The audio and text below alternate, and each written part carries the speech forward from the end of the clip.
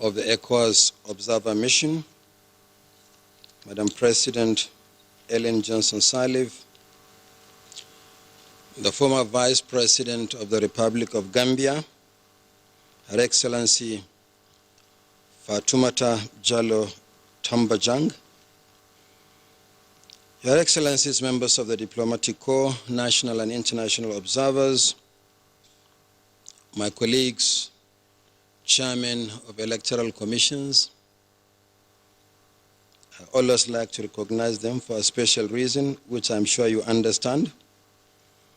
We have the chairman of the Electoral Commission of Sierra Leone, Gambia, representative of the Ghana Electoral Commission, Niger Republic, chairperson of the Electoral Commission of Cape Verde, a representation from Elecam, Republic of Cameroon, and I welcome the bravest woman on the continent of Africa, the chairperson of the Electoral Commission of the Republic of Somalia. Let me also welcome the former chairperson of the Electoral Commission Ghana and a member of the Electoral Commission of Sierra Leone who is serving on the ECOWAS team, Miata French. Let me welcome all the development partners and all our very important guests. I met a team from the Republic of Tanzania and South Africa, and all others from far and near. Ladies and gentlemen, over the last 5 days, we have been giving you daily updates on preparations. Today is the last briefing before Nigerians go to the polls tomorrow. I am glad that the man in charge of the lead agency in election security, the Inspector General of Police, has joined us. Issues relating to election security will be addressed directly by the Inspector General of Police. Tomorrow is election day. A total of 72,775,502 citizens who have collected their permanent voters' cards are eligible to cast their ballots. Nigerians will elect a president out of a total of 73 candidates nominated by their political parties. Similarly, voters will choose 109 senators out of 1,880 candidates and 360 members of the House of Representatives out of 4,631 candidates. Elections will hold in 36 states of the Federation and the Federal Capital Territory, Abuja.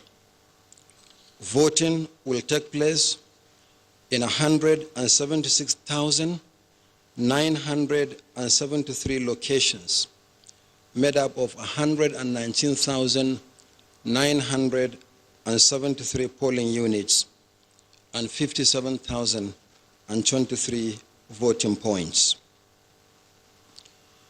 We have engaged 825,543 ad hoc staff, ranging from presiding officers to collation and returning officers. We have mobilized 80,000 commercial vehicles and about 996 boats for the deployment of personnel and materials. And the materials include 707,892 ballot boxes and voting cubicles. And we are mobilizing these to various locations by land and sea. We have accredited 120 domestic and 36 international organizations, deploying a cumulative number of 73,000 observers. We have concluded the movement of personnel and materials to the 774 local government areas and the 8,809 registration area centers nationwide. All arrangements are now in place to facilitate the opening of polls at 8 a.m. tomorrow.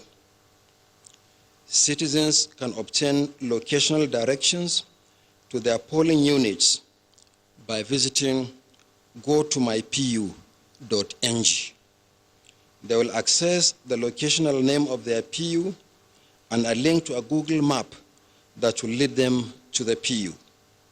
In the last 10 days, about 190,000 voters have utilized the various social media platforms to geolocate their polling units. Voting will be by continuous accreditation and voting system, and a voter will only be allowed to vote if his or her name is on the register of voters and after the verification of the PVC and authentication of his or her biometrics by the smart card reader. No genuine PVC, no voting. Telephones and other photographic devices may be brought to the polling units, but are not allowed in the voting cubicles. Other measures are in place to combat the menace of vote buying and other sundry electoral malfeasance. The Commission, with the support of the security agencies, is determined to extirpate this scourge from our electoral process by prosecuting anyone arrested. The sorting and counting of ballots will take place at each polling unit, while the first stage of the collation process takes place at the registration areas or wards. From there, collation and declaration will take place at designated local government area result collation and declaration centers for federal constituencies and senatorial districts. The final collation of presidential election results will be done here in this hall. Similarly, the National Situation Room located in this building will open at 6 p.m.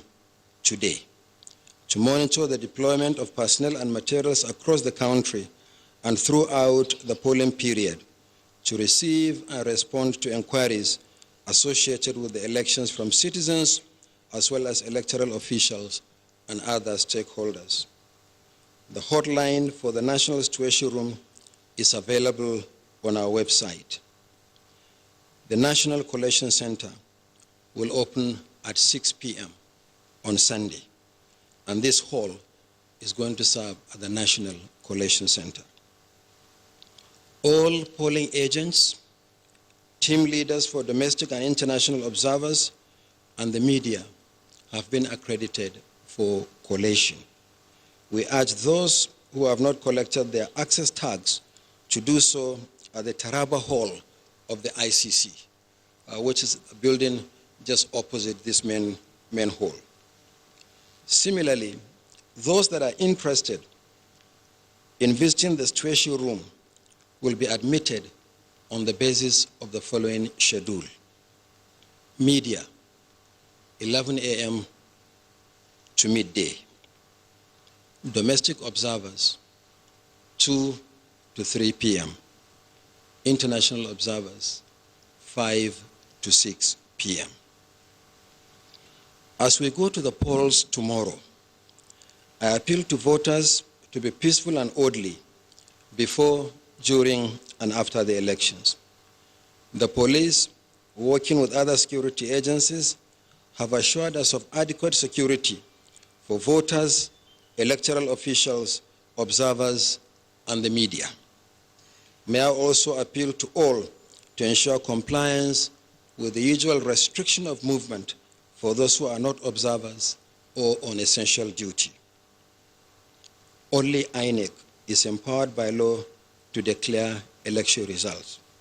I urge everyone to refrain from issuing any result. The Commission will work assiduously to ensure that the collation and declaration of results are done at the various levels expeditiously. On this note, it is my pleasure to invite the Inspector General of Police for a few remarks before we take your questions. Thank you.